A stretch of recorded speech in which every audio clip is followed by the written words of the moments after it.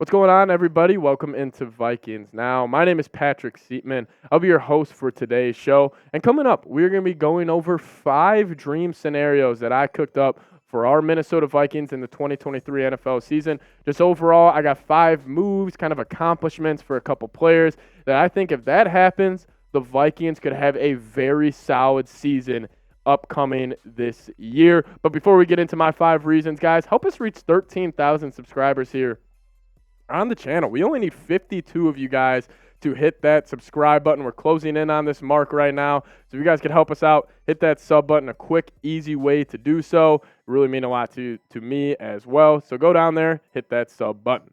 But my number one in terms of dream scenario for the Vikings this year will be seeing Lewis Cine play all 17 games.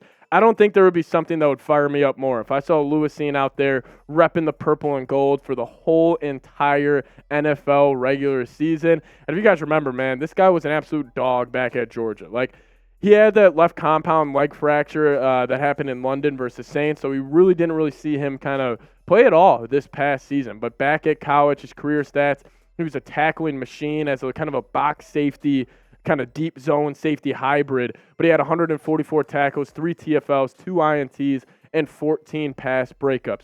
And Lewis Cine just frankly fires me up. Like, he's been posting all these like workout videos, hype videos, just kind of talking about how excited he is just to be back with the team. Like, obviously that suffering that left compound leg fracture, he actually thought he was going to be out for the first month of this upcoming season, but all the reports that have kind of indicated that he should be a fully 100% ready to go for training camp. So he's kind of been ahead of the curve here, recovering from this injury. He just overall seems like a really good dude, and he just seems that he's just fired up to be a part of this Minnesota Vikings team and really is excited about turning this defense around. So my number one dream scenario would be see Lewis Cine just play all 17 games, not even talking production out of him.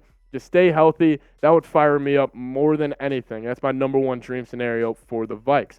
Number 2, and I think this would be huge for the Vikings, is if Jordan Addison goes over 1,000 yards in this upcoming year. We know what Justin Jefferson and TJ Hawkinson are going to offer you from a production standpoint this upcoming season. But if we could get somehow Jordan Addison to cross that 1,000-yard marker, I think it would be huge. Because obviously, like I said, Justin Jefferson, he's going to do his thing. I'd be shocked if he has anything under 1,500 yards this past season.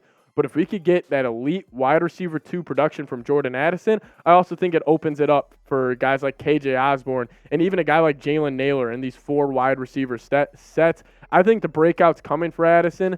And you got to think about this just, logically. Like, he's going to be running, they'll mostly slot, they'll mix him out, they'll mix him up and throw him outside and then move Jefferson in the slot. But most of the attention on any single play, the defense is looking at 18 and 87. They're looking at Jefferson, they're looking at Hawkinson, and Jefferson's going to get a safety over his head mostly every single play. So that means Addison, he's going to be one-on-one with other teams, or cornerback 2s, or even maybe a linebacker. I think he's going to really thrive running those underneath routes, those whip routes, drags, slants. Like, we're going to see really Jordan Addison. I think also another stat to watch out from, yards after catch. I think he's going to be a huge yak guy for the Vikes, even just throwing him a screen or whatever it may be. Expect a Jordan Addison breakout this season. But I ask you guys, I'll make this the pin comment on today's video, over or under 1,000 yards for Addison in year 1. Give me an O for over or give me a U for under down in the comments section. Number 3 for me is Ed Ingram steps up. Obviously, we know the struggles that the Vikings have had at the interior offensive line as of late. And a lot of that last year could have been contributed to Ed Ingram. Obviously, he was a rookie, but he was not too good last season. He kind of rode this roller coaster. It would be like he'll have a great game, then he'll have a terrible game. It'll be good, then it'll be bad. He just needs to be more consistent, and his PFF numbers kind of back that up. Overall, his grade was 57.1 with a pass blocking grade of 44.4. Run blocking, he was a little better at 63.4. But we all know with Kirk Cousins being a statuesque quarterback in the modern-day NFL, interior offensive line protection is almost just as important as having your tackles being elite protectors as well. Because that pressure comes in Cousins' face, we've seen him. He kind of crumbles a little bit, and he obviously doesn't have that mobility that other quarterbacks have to kind of evade defenders, especially in the interior of the pocket. So I think if Ed Ingram could kind of take that year 2 leap for the Minnesota Vikings, overall, this offensive line, when you're sitting back looking at it and you go Christian Darrisaw, Ezra Cleveland, Garrett Bradbury, and then Ed Ingram steps up, pair that up with Brian O'Neill on the right side, I'd be feeling a whole lot better about this Vikings offensive line. Number 4 for me, I've been banging the table for this all offseason long, and I think it's going to happen. I haven't really been more confident about another take in my life, and that is Brian Asamoah finally having this kind of huge breakout season, and I'm so excited to watch him play. And honestly, he's going to need to have a breakout season because this Vikings linebacker room is thin. Obviously, linebacker number 1 goes to Brian Asamoah, but then linebacker number 2, Jordan Hicks, he's kind of at the tail half or second half of his career right now. He really lost a step last season. Troy Reeder, who we brought in from the Rams, I don't expect him to get a whole lot of tick this upcoming year. But then we got guys like Ivan Pace, the UDFA out of Cincinnati. I think he'll be a contributor maybe in the second half of this season and maybe even years 2 or 3 for him, but probably not right away during his rookie year. And what fired me up most about Brian Asamoah was what defensive coordinator Brian Flores had to say about him. He said he's one of those chess pieces where you're going to see him all over the field. He could rush, he could drop, he can do a bunch of different things. He's even athletic enough to play man-to-man.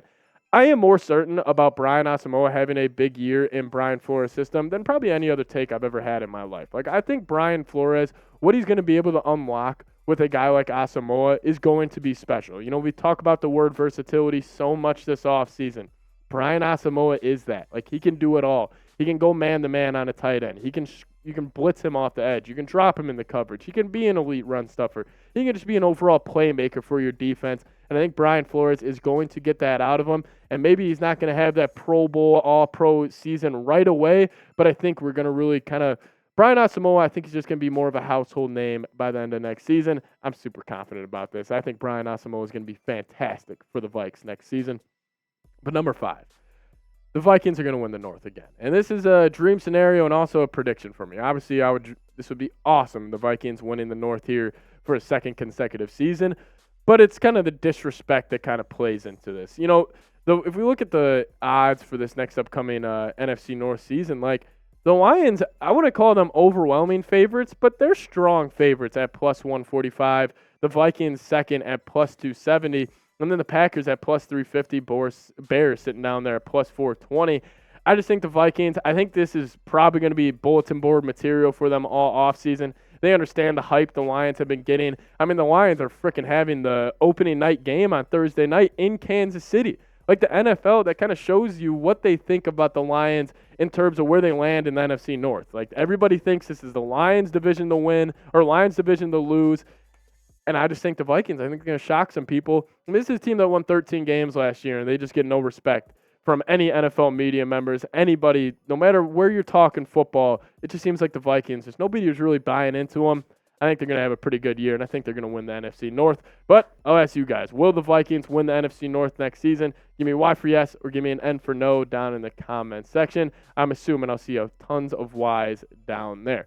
But guys, make sure you guys do subscribe to the channel. We are closing in on 13,000 subs. It would really help me out a lot and just also make me look good for my bosses as well. So if you're a diehard Vikings fan and just want to stay informed of Vikings news, rumors, and it all, hit that sub button, and we'll see you guys next time. SKOL Vikes.